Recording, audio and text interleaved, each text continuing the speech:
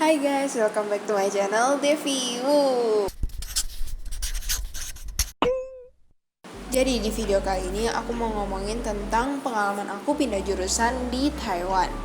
Nah, disclaimer dulu ya, aku bikin video ini bukan buat mengajak kalian atau menyarankan kalian buat pindah jurusan juga, tapi untuk menceritakan saja pengalaman aku dan mungkin bisa menjadi pembelajaran kalian dan pertimbangan kalian sebelum pindah jurusan.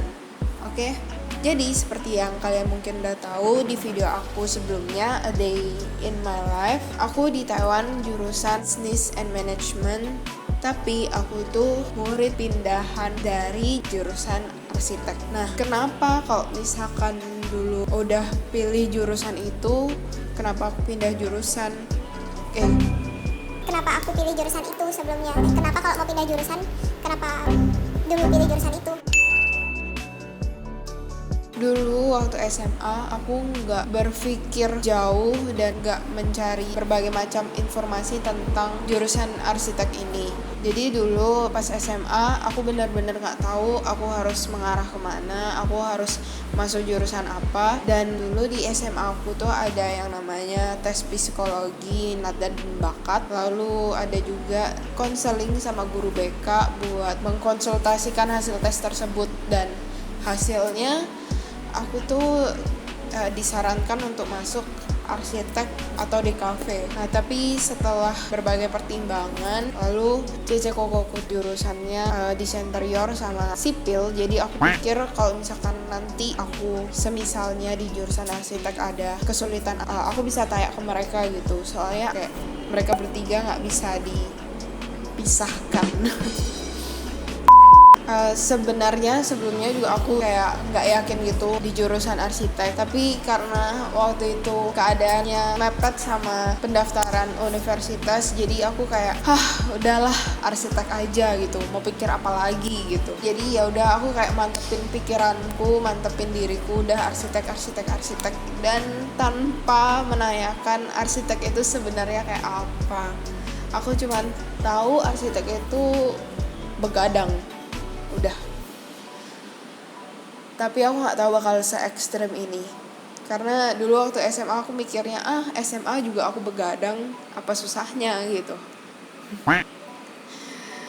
Ya udah, akhirnya aku masuk di univku yang sekarang, National Taipei University of Technology. Aku jalanin arsitek selama 1 tahun penuh tanpa mata kuliah apapun. Selama 1 tahun itu aku ngerasain yang namanya kekosongan. Aku ngerasa aku melakukan setiap project tanpa ada feeling lah, kayak nggak ada emosi sama sekali, nggak ada rasa ingin tahu, nggak ada rasa nggak ada rasa keingintahuan gitu loh tentang arsitek. Kayak benar-benar kosong, apa yang disuruh ya udah aku kerjain. Sebelumnya aku udah sering diwanti-wanti sama orang-orang kayak, kamu arsitek harus cayo loh ya gitu, harus kuat gitu-gitu. Kayak dibilang kalau udah nggak kuat ya pindah jurusan aja segera, kayak gitu-gitu. Bahkan guru di sekolah aku udah kayak ngehubungin aku sebelum aku masuk univ, kalau nanti pas masuk univ, pas mulai pembelajaran, kalau udah nggak kuat udah langsung pindah jurusan aja. Intinya aku di sana itu keberatan di bahasa. Di arsitek dulu aku benar-benar satu-satunya orang Indo di kelas aku, dan akhirnya aku tuh kayak jadi stres. Selama aku ngejalanin arsitek, aku kayak mikir nanti setelah lulus aku nggak mau jadi arsitek. Aku kayak bertekad aku nggak mau bergelut di bidang arsitek lagi, karena memang udah kayak secapek itu gitu. Dan pada saat itu benar-benar gak ada hal lain yang bisa aku lakuin selain kerjain tugas. Bahkan aku harus bolos kelas demi ngejar progres gitu.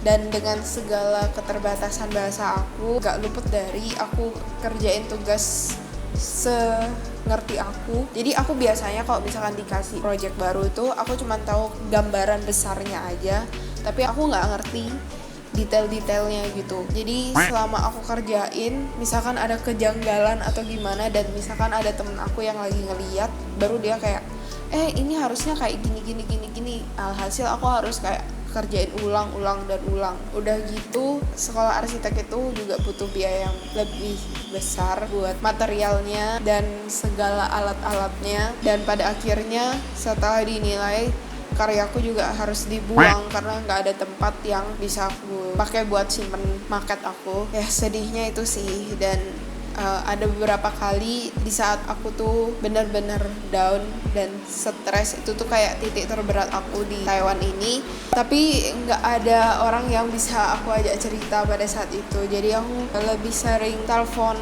ke teman-teman sambil begadang, sambil kerja tugas gitu, sambil cerita, sambil nangis kerjain tugas. Jadi benar-benar penat banget rasanya lah.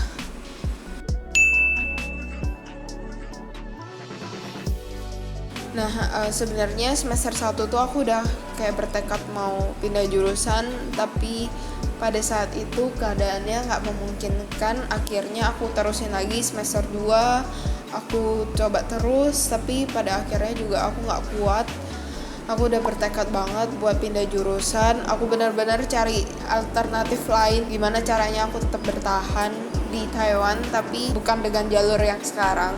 Jadi aku kayak mikir, kalau aku tetap di arsitek itu advantage-nya apa, disadvantage-nya itu apa. Lalu juga aku pindah jurusan ke bisnis itu karena berbagai macam pertimbangan pula. Karena aku juga nggak mau pindah sekolah, walaupun sekolah aku ini jurusannya sangat terbatas karena sekolah teknik kan. Jadi yang di luar teknik itu nggak banyak, cuman ada desain, bisnis, sama Inggris aja jurusannya. Setelah dipikir-pikir juga, aku tuh habis lulus tuh pengen buka usaha sendiri guys. Jadi kayak ya udah bisnis aja gitu. Aku juga ngerasa aku bisa memperjuangkan diriku di sini, dan aku juga udah pikirin segala konsekuensinya. Ya pada akhirnya aku pindah jurusan di bisnis gitu. Yang aku tahu pasti di seluruh Taiwan, buat pindah jurusan itu nilaimu harus bagus, jangan hancur-hancur banget. Syarat untuk pindah jurusannya pun pastinya berbeda-beda. Di sekolah aku pertama kali hal yang aku lakuin itu lihat di website sekolah, cari gimana caranya pindah jurusan, terus syarat-syaratnya apa. Juga aku ada konsul ke guru Pojisu, itu guru yang sering berkomunikasi lah sama kita, yang Chaosen sama Waijisen. Coba kamu cari guru itu di sekolah kamu. Contohnya ya, syarat-syaratnya dulu waktu aku pindah perlu autobiografi, terus nilai, terus surat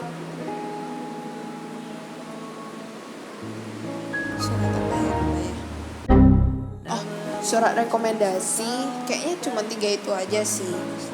Tapi kalau misalkan aku dulu mau pindah ke DKV gitu misalkan, itu tuh kayak ada tambahannya lagi, kayak bikin tugas apa gitu. Nah, untuk di sekolah aku pindah jurusan itu cuman per tahun, bukan per semester. Aku punya teman di sekolahnya dia tuh bisa pindah jurusan per semester. Jadi pas semester 1 dia jurusan A, semester 2-nya itu dia bisa pindah ke jurusan B.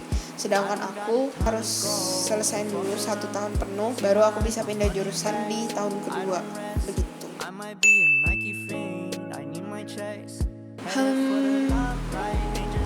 Aku pindah jurusan udah sangat siap dengan segala konsekuensinya, segala perbedaan lingkungannya. Jadi setengah-setengah sih. Ya memang berkat pindah jurusan aku punya banyak waktu luang buat ngelakuin hal-hal lain yang dulu aku gak bisa lakuin waktu aku di arsitek. Tapi sedihnya juga, kalau dulu aku di arsitek, Mandarinku tuh makin lama makin cimpu gitu loh.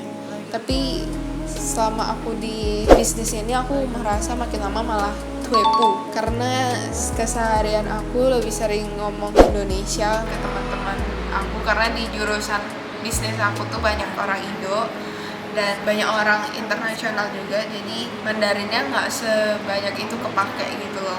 Karena kalau dulu aku harus memaksakan diri kan.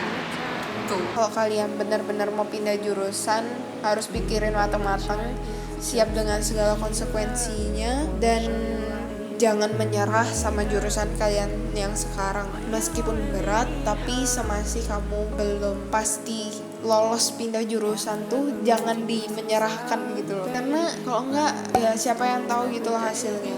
Pokoknya do your best sampai titik darah penghabisan lah gitu. Oke, segitu aja video aku kali ini. Semoga bermanfaat dan berguna buat kalian ya. Semoga bisa jadi pembelajaran dan gambaran buat kalian juga. Kalau kalian suka dengan video ini, jangan lupa like, comment, subscribe, dan nyalain notifikasi belnya ya, supaya kalian gak ketinggalan video aku berikutnya. Jangan lupa share juga ke semuanya.